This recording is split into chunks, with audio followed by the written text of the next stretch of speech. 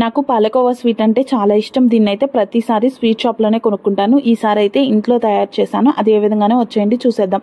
First అయితే ఇక్కడ litre పాలు తీసుకొని లీటర్ పాలలో హాఫ్ పాలు అనేది కాచుకొని పక్కన పెట్టేసుకున్నాను. ఇంకొక హాఫ్ పాలు అయితే పొయ్యి మీద పెట్టేసుకొని అందులో నిమ్మకాయ రసం అయితే పిండేశాను. నిమ్మకాయ రసం పిండంగానే పాలు అనేది మొత్తం అయితే మనకి ఇరిగిపోయాయి.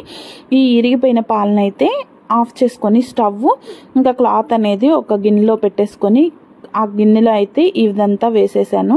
ఇలా వేసిన తర్వాత మనకి ఐరిపోయింది కదా, ఐరిపోయిందంతా అయితే ఆ క్లాత్లో ఉండిపోయి ఇంకా దీన్ని మొత్తం అయితే మనం మెత్తగా చేత్తో అయితే చేసుకొని పక్కకైతే పెట్టుకోవాలి.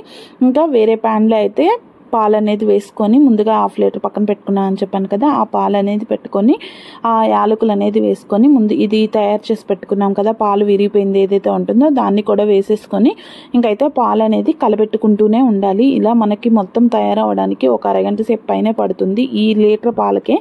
ఇంకైతే ఇందులో మనం ఇది బాగా దగ్గరకు వచ్చేంత వాటికి కలుపుకుంటూనే ఉండాలి. ఇంక ఇలా కలుపుకొని అయితే దీంట్లో చక్కెర అనేది రుచికి సరిపడా వేసుకుంటే సరిపోతుంది. ఇక్కడైతే మనం కొంచెం చూసేటప్పుడు ఇప్పుడు వేసుకునేటప్పుడు పాలు మరింతగా ఉండి మనకి ఎక్కువ చక్కెర పడుతుందేమో అనుకోవచ్చు, కానీ చాలా తక్కువ అయితే చక్కెర పడుతుంది. నేను దీనికి మొత్తానికి కలిపి కూడా ఒక స్పూన్ పెద్ద స్పూన్తో ఒక స్పూన్ అయితే యూజ్ చేశాను. ఇంక ఇది మొత్తం అయితే ఆ వాటర్ అంతా పోయేసి మనకి నూకగా మొత్తం అయితే దగ్గరికి అయితే వచ్చేస్తుంది. ఈ విధంగా వచ్చేటప్పుడు ఇంకా జాగ్రత్తగా అనేది కలుపుకోవాలి, లేదంటే మొత్తం అయితే అడుగంటిపోతుంది. ఇది అయితే మనం హై ఫ్లేమ్లో పెట్టే చేసుకుంటాం కాబట్టి అడుగంటేదైతే తొందరగా అడుగంటిపోతుంది.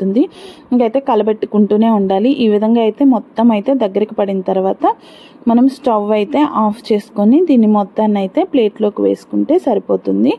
ఇక్కడ చూడండి ఎంత వాటర్ అనేది ఏం లేకుండా మొత్తం అయితే దగ్గరకు వచ్చేసింది. ఇలా వచ్చిందని అయితే ప్లేట్ తీసుకొని ఆ ప్లేట్లో అయితే వేసేసుకొని ఇంకా దీన్ని మొత్తంని అలా స్ప్రెడ్ చేసుకొని దానిపైన కొంచెం జీడిపప్పు వేసుకొని ఒక 1 అవర్ తర్వాత కట్ చేసుకుంటే సరిపోతుంది. ఇక్కడ నాకైతే ఫోన్లో స్టోరేజ్ ఫుల్ అయిపోయి నేను కట్ చేసేటప్పుడైతే వీడియో అనేది తీయలేదు.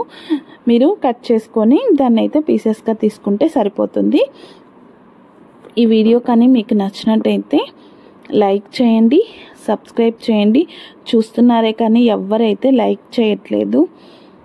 ఇంకైతే మనకి దీని మొత్తాన్ని అయితే ప్లేట్లోకి అయితే వేసేసుకొని దానిపైన జీడిపప్పు వేసుకుంటే ఏది డ్రై ఫ్రూట్స్ ఎలా అవైలబుల్ ఉంటే అదైతే వేసుకుంటే మనకి టేస్ట్ అనేది బాగుంటుంది. ఇంక ఇవి కూడా మొత్తం కొంచెం దానికి అతుక్కునే విధంగా ప్రెస్ చేస్తే సరిపోతుంది. ఇంకా తర్వాత 1 అవర్ తర్వాత దీన్ని అయితే కట్ చేసుకుంటే మనకి పాలకోవా స్వీట్ అయితే రెడీ.